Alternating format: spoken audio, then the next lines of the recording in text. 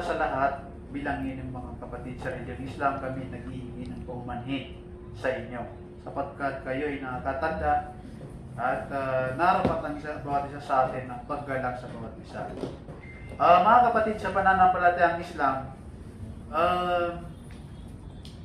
sa isang grupo ay isa sa napakalaking dahilan kung bakit ito ay nasisira, kung bakit ito ay nagigiba, kung bakit ito ay nawawalan ng saysay, ay dahil sa fitna. Na sinabi ni Allah subhanahu wa ta'ala, wal fitnatu ashaddu min al-qatl. Napakasakit na salita. Sabi ni Allah subhanahu wa ta'ala, at ang fitna ay mas malala kaysa pagpatay o pagpapatayan. Just imagine yung mga nagre-redo sa Mindanao, di ba nakakatakot yung babarilan sila, nagpapatayan sila, di ba? Pero sabi niya Allah subhanahu wa ta'ala, mas kagimbal-gimbal, mas nakakatakot. Asyad, mas malala ang fitna nito. So that's why my brothers and sisters, kinakailangan ay sa bawat isa ay huwag siyang gagawa ng isang bagay, huwag siyang magsasalita ng isang bagay na kung saan magkakreate ng fitna. Sapagkat yung fitna na ito ang siyang sisira sa magandang layunin natin ng bawat isa. Tignan niyo mga kapatid, mga aunties, mga brothers, napakakunti natin, bilang sa daliri, sa pangpaa. Napakakunti natin. So dahil sa kukunti ang bilang natin, tapos tayo pa yung hindi magkakaunawaan. So kailangan magkaunawaan tayo, palakasin natin ang ating pagkakapatiran, sapagkat isa yan sa pinakamalaking dahilan nang sa ganon ay maging maganda, matibay ang ating samahan ng grupo na ito. Ang Rasul sallallahu alaihi wasallam siya ay dumating sa Madina, galing sa Makkah. Nandoon ang mga sahaba ng taga Madina at mga sahaba ng taga Makkah. Ang isa sa pinaka-priority na ginawa ng mahal na Propeta Muhammad sallallahu alaihi wasallam ay ginawa nilang malakas ang kanilang pagkakapatiran. Kinakailangan ay malakas ang ating pagkakapatiran. Kinakailangan na kung ano ang gusto mo sa iyong sarili ay gusto mo sa iyong kapatid. Anong sinabi ng mahal na Propeta Muhammad sallallahu alaihi wasallam? La yu'minu ahadukum hatta yuhibba li akhihi ma yuhibbu li nafsihi. Hindi magiging ganap ang inyong pananampalataya. Hindi ganap ang iyong pananampalataya, sabi ng Propeta sallallahu alaihi wasallam. Hatta yuhibba li akhihi ma yuhibbu li nafsihi. Hanggat sa hindi niya gustuhin sa kanyang kapatid kung ano ang gusto niya sa kanyang sarili. Kung ano ang hinahangad mo sa iyong sarili kapatid, ayun ang gusto mo sa iyong kapatid sa relihiyong Islam. Yan man ay maranaw, yan man ay hindi maranaw, yan man Maguindanao, Tausug, balik Islam man yan, Pakistani man yan. Yan ay kapatid mo sa relihiyong Islam na dapat mong pakitunguhan ng mabuti.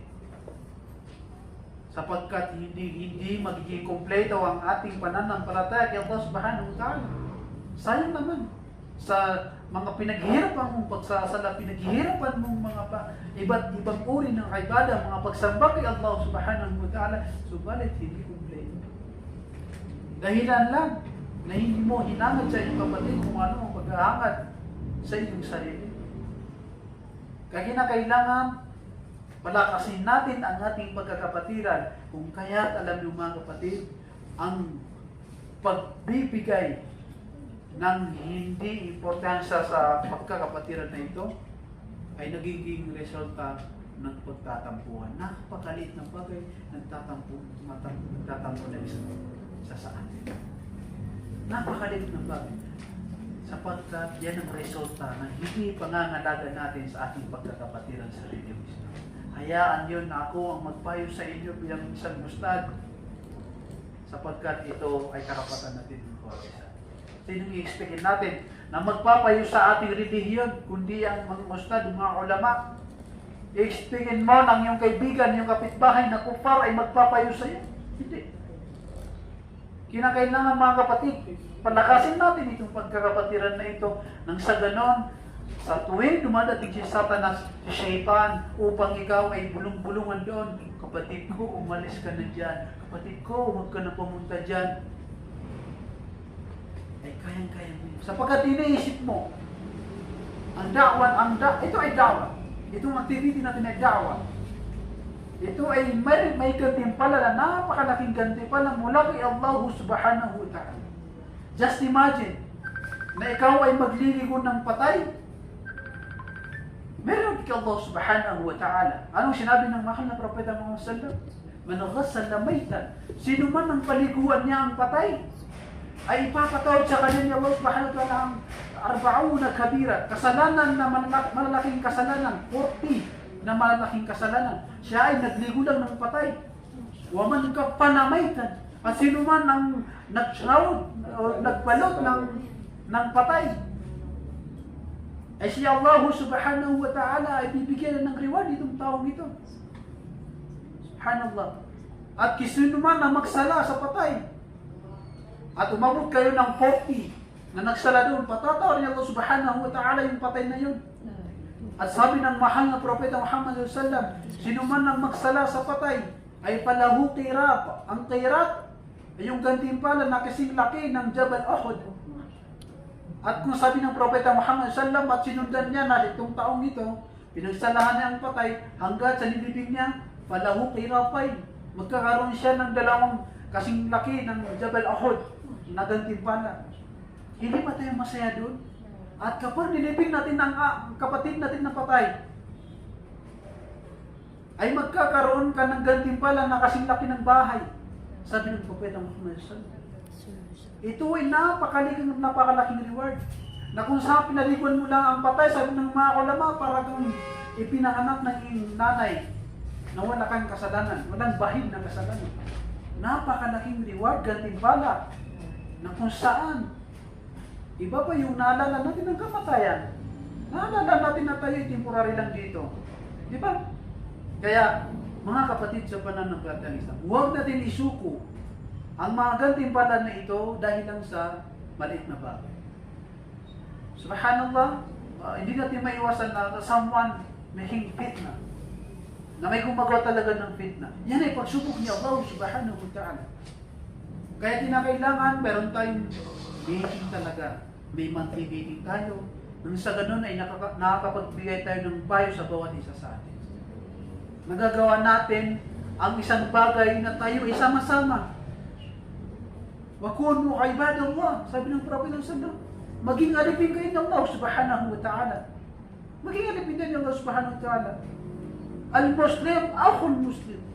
Ang Muslim ay kapatid ng kanyang kapatid ng Muslim. Kapatid ng Muslim. Ikaw man ay balik Islam, ikaw man ay born Muslim, ikaw man ay Pakistani. He is your brother. She is your sister. La yadlimuhu. Hindi na ito dinadaya. Wala yuslimuhu, hindi na ito sinusurrender. Ganyan ang mga Muslim. Nagkakaisa sila. At kung ano man ang maramdaman ng Muslim, ang katulad ng isang Muslim, ay katulad ng isang katawan, sabi ng Prophet sallallahu, na kapag may naramdaman siyang masakit sa isa sa bahagi ng kanyang katawan, ay nararamdaman niya. Please, mga kapatid sa pananampalatayang Islam, ang buhay natin ay isang buhay lang ito sa mundo ito. Dadaan lang tayo dito. Kaya, lagi natin tignan ang ating mga sarili na kung saan at isipin na ang malaking gantimpala nito ay may kaakibat na malaking challenge. Siyempre, gusto mo ng malaking gantimpala. May kaakibat na malaking pagsubok ni Allah subhanahu wa ta'ala. Kasi malaking gantimpala eh. Kaya si Shaitan, parang may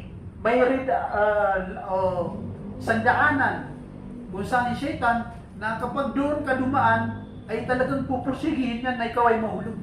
At isa itong larangan ng itong field na ito.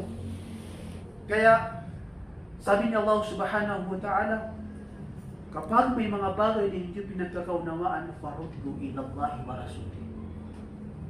Bumalik kayo kay Allah subhanahu wa ta'ala sa pamamagitan ng Quran wa rasuli at sa kanyang propeta. Anong sinabi ng Muhammad sallallahu alaihi wasallam? Anong sinabi ng Allah subhanahu wa ta'ala? Kaya mga kapatid, sa pananampalatayang Islam, unang-una sa lahat, ipagpaumanhin niyo po ang aming mga pagkukulang, kaming mga from your brothers, sa inyo mga auntie namin, ay ipagpaumanhin niyo po na may mga pagkukulang kami. Sabi nga ng Allah subhanahu wa ta'ala, kullu bani Adam khata. Sabi ng Allah subhanahu wa ta'ala, lahat ng mga kamag-anak ni Adam ay nagkakamali. Akhirul khata, tuwabun. Subalit sa pinakamainam sa mga nagkakamali ay nagbabalik loob. At mga kapatid, my brothers and sisters in Islam, official ko na pong isimulan ang ating general meeting. Natakal lang natin yung ano na yan sapagkat our brotherhood, kakapatiran natin ay napakahina, very weak. So kailangan lakasan po natin ito nang sa ganun ay maging maganda rin, maging smooth ang ating gawain. So actually ang mga bagay na kung saan nasabi din sa akin ni Jihad sa kanyang mga opinion, suggestions is actually, iwan ko ba kung kailangan bang pangkitin ito? Siguro simulan na natin itong breakdown na ginawa ni na auntie. Kasama tayo, nag-meeting tayo, di ba? So maganda siguro auntie, ikaw na magpaliwanag dito. And then para masabi din yung mga exact amount, para official na rin na may lagay dito yung amount ng anong gagastusin. Nang sa ganun ay yun ang ibibigay sa family na namatayan para hindi na mahirap.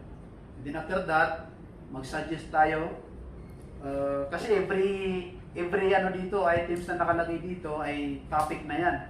Halimbawa, dito sa death certificate, saan kukunin, anong gagawin, ganito, ganyan. Oo, ganun. Yung travel pass, mga ganyan, kailangan matakal natin yan, mapag-usapan. At ma-final lang natin officially yung dapat natin ilagay dito. Para matapos na. Inshallah. At saka yung monthly meeting, sana may mano din natin. So auntie, I think mas may na po. Auntie Caridad, kayo po ang mag-explain dito. Actually,